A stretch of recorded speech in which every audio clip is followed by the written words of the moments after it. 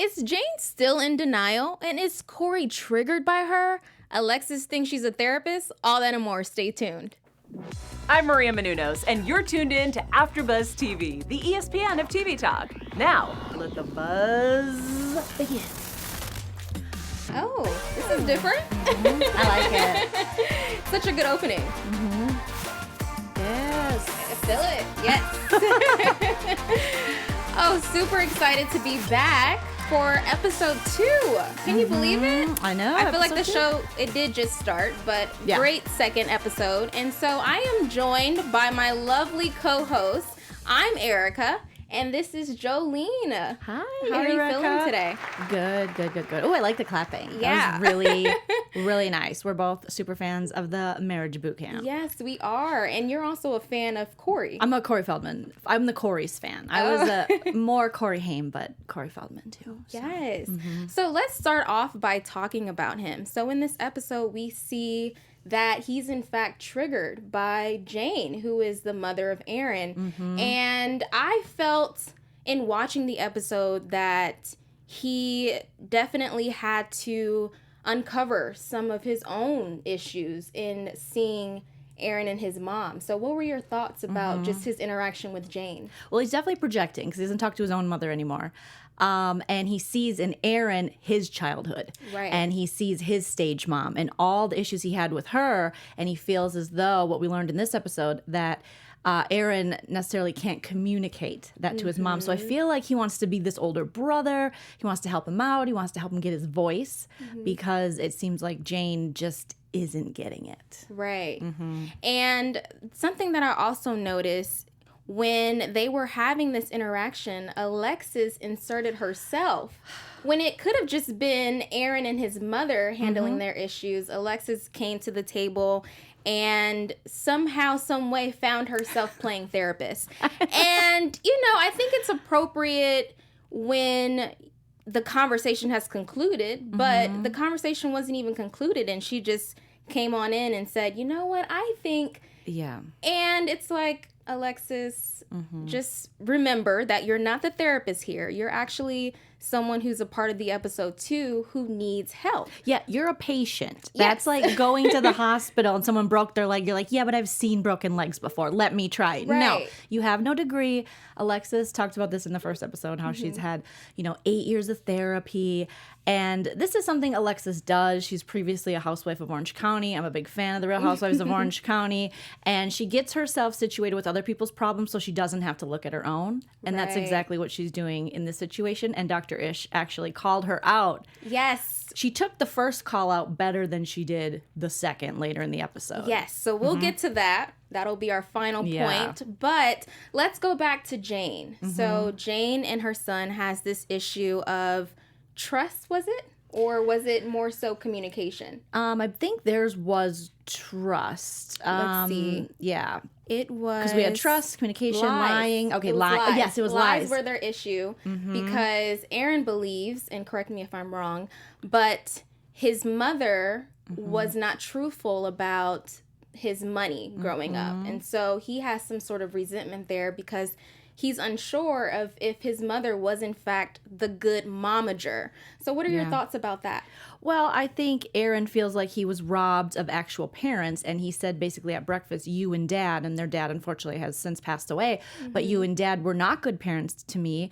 Instead, you used me like a cash cow, which we know Jane doesn't like, but that's exactly what she did. What it appears she did. And so, yeah, he has a lot of built up resentment around that. And I think if she would actually not get so defensive and hear him and actually, because I think if they had a conversation that worked where Alexis would mind her own business, they would both have points. She could say, I tried my best. But I know that I failed in many ways, and I want you to know that I hear you, I understand that, and I want to move forward with you, but we can talk about the ways in which you feel that I failed you and hopefully process those and move on. But unfortunately, she gets very defensive, and then she takes her scrapbook. So one minute she's showing him off like the cash cow he is, and then when she gets, held accountable, called to task, she's like, all right, bye, I'm taking my stuff and I'm leaving. Yes, and I think when people become defensive, especially especially in hard conversations like it would be for her and her son, it's because they're not listening. Yes. So as her son is talking, let's say, she's more so concerned about what she's going to say next, opposed to actually listening to where her son is coming from. So we want to hear from you in the chat. What do you make of their relationship? Be sure to jump into the chat and tell us what you think. And before we go any further, you have a message for our fans, don't you? Well, we do want to thank you guys for making us the ESPN of TV Talks. And just to remind you to definitely sub to us on YouTube. Leave your comments. We love that. Make sure you like. And also on iTunes, make sure you rate and review us on iTunes. We really, really appreciate you guys because we love talking about TV with you. And please join us in the chat as well on YouTube. Yes, we are definitely in the chat looking for your comments. So be sure to join us. So back to Alexis. Yes. So Alexis, again, inserting herself in an issue that doesn't pertain to her. And we kind of hit on why she does this. And it's because the moment that she feels like it's on her, the attention, she gets antsy or like she just doesn't want to confront her own issues. So she'd much rather, sit at the forefront of someone else's. Yeah, she has that need to be liked. Yes. And that's why she couldn't later on in the episode make a decision because she didn't want someone to possibly not like her. Yeah. And she displayed similar behavior on The Real Housewives of Orange County and was called a phony. And so this episode, she was very triggered because, again, she was called out for this phony behavior. And I don't know how you feel, but I do feel she's coming off disingenuine and phony, trying to pass off her own self and say, because it comes off like, I got this, you guys. My issues aren't as big as yours. Let me help. Yeah. Okay, so if I'm being honest, I didn't necessarily see that at the beginning of this episode. I didn't see that she was coming off phony or as if she didn't want the attention on her. I just thought that, she might not herself think that my issue with my mom is, on the greater scheme of things, a big issue. Yeah. So let me help the bigger issues in this house. So I think I would have to learn more about who she is before I can say, yes, she definitely screams for attention. Because I didn't get that as a viewer. I think I got it more so towards the end of the episode when she just walked off. And had no words. She was like, I'm done. I'm calling my lawyer. Yeah, call my lawyer. I don't care. Wait, what do you mean? Like, you signed up for this show, and I'm pretty sure going into it, she knew she had to be vulnerable. You have to be transparent on a show like this. You can't, if the attention is on you, say, I don't want to speak on it or work through it. I think Alexis just wants to go through the motions and maybe cash that paycheck. That's just me making a judgment. But I think, you can just tell by the fact that we don't really hear her mom speak ever. She should be speaking to her mom. What does her mom's voice sound like? We really don't, unfortunately, know. Exactly. We hear Alexis speaking. We hear everybody else speaking. I know everyone's name on this cast. I do not know her mother's name. Her mother's name is Penelope. Well, so Penelope, I'll help you. I would love you to speak up more, and maybe she feels silenced by Alexis because even when they do talk, she almost sits there so stoically, just kind of like emotionless, like, all right, Alexis. And I remember them mentioning that communication was in fact their issue.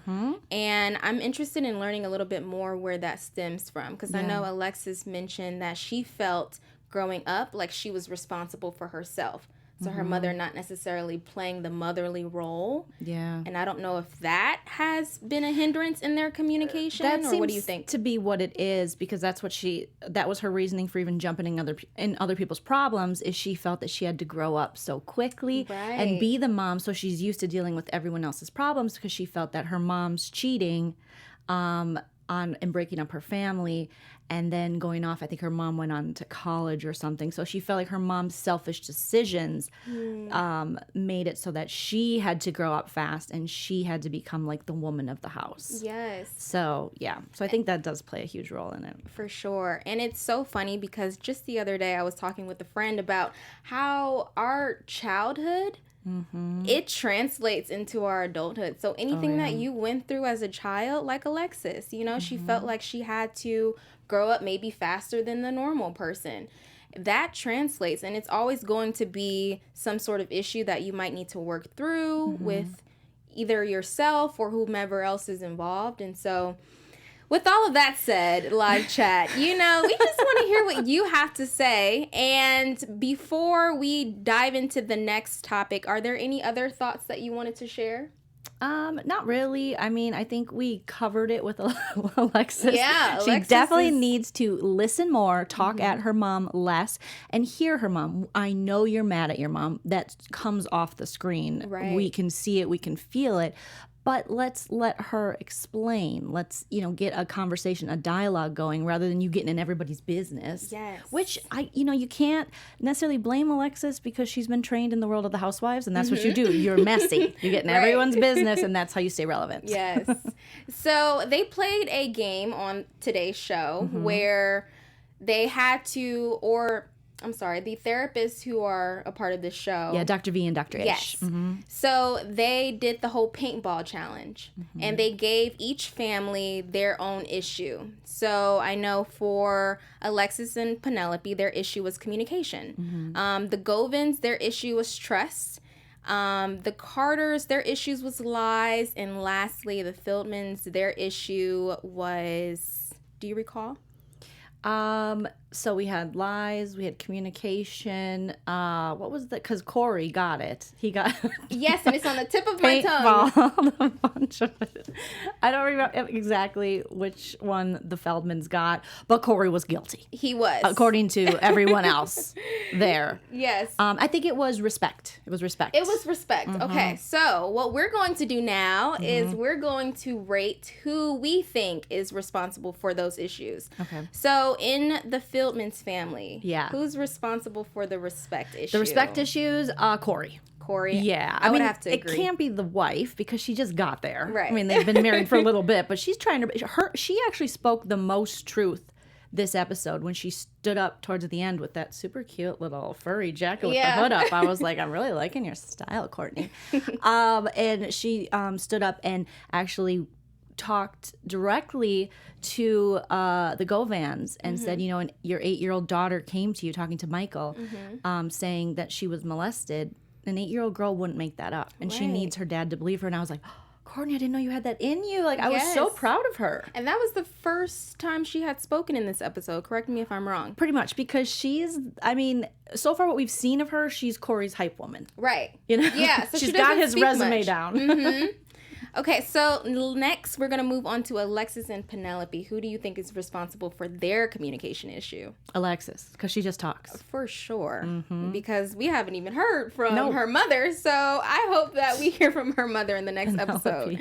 So the Govins, who do you think is responsible for their trust issue? Oh, I think Michael. I think Gloria and Michael very close because I think Gloria wants to speak up and believe her daughter, and I think she has for a long time, but Michael's been running the show. That's what it seems like from just watching. So I do think ultimately it's Michael, though, because when your little girl comes to you, I mean, I'm not a parent, but if a child comes to you and says, hey, I'm being molested by someone, your first instinct shouldn't be, no, you're not. Right. Why? And I can't understand that. That's why I wish we knew more. I mean, I know they can't divulge like who it is, but why? Yeah, why? It makes no sense that a father wouldn't believe his young daughter. It makes no sense. Do you think he could be denying it? And this is the only logical reason as to why I could see him denying it if it's someone within the family that she accused of molesting her. It could. That's a really good point. It could be that, possibly if it was, this is all speculation. We don't know anything. Right. It could be a sibling, a brother, maybe his father. You know what I mean? Something like that. Or maybe he himself can't see it because something similar like that happened to him. Right. And he never came to terms with it. Yeah. There's some blockage there that hopefully Dr. V and Dr. Ish, once Alexis stops being the therapist, can get to business. Yeah, so I would agree with you. Michael, for sure, is the reason for their trust issue. Now, lastly, Aaron and Jane, who's responsible for their lying issue, do you think? I have to say Jane. I mean, it's hard for me to trust a parent who would push a young child so far and so hard into a business that can be so difficult. Yes. And then take money from that. And I get, she said this episode, well, I'd rather it be me with him than a stranger. But how about you just wait a little bit and he doesn't have to be the number one pop star by the time he's 12 and make money for your family. Yes. And I think even as a parent who decides to act as the momager or the dadager, whatever, you should also have a conversation with your child to see, are you sure you want to go in this industry? Like, how are you feeling? Checking in with your child and not so much pushing them to do something that maybe they don't want to do. Yeah. And after all the things we know now, with things that go on in Hollywood with, kid actors, unfortunately, I just wouldn't feel, I don't know how you would feel if you had a kid that liked acting or singing. I'd be like, wait till you're 18. Yes. Wait till you're older. Yeah, definitely. So they can make decisions on their own for sure. So that was our special segment. Again, we want to hear what you think. Who do you think in each family should be to blame for these issues? And we're going to move on to predictions. So, with the next episode. AfterBuzz TV predictions. Ooh. I feel like I've gotten to go first so much. How about you, Erika? Do you want to go first? Yes. Okay. So, I predict that we will hear from Penelope. So Alexis's mom. I love that prediction. I think I'm speaking that out into the atmosphere because I just want to hear her perspective, and I want to listen to what she has to say. What does she think about her and her daughter's issue? I no longer want to hear more from Alexis than I do her mother. Like, there should be a fair exchange in that communication. So, Penelope, clap. please talk to us next episode. I'm interested. What do you think? I predict that Alexis will not go home. She's got to cash that Oh, yeah. paycheck. Don't call the lawyers. She's just having a moment. It hit her ego a little hard, and so it's triggering her from previous shows. So Alexis will not go home. I predict this will not be the end of the Corey and Jane feud, and because Jane shot him right in the face with the paintball. She did. And So that was not coincidence. No. And I predict that Aaron, even though him and Corey are, he feels like Corey's helping him, he'll turn on Corey to support his mom because I feel he's very codependent on his mom and he doesn't want to hurt her. And so Corey will get too involved and then probably have to pull back. Yeah.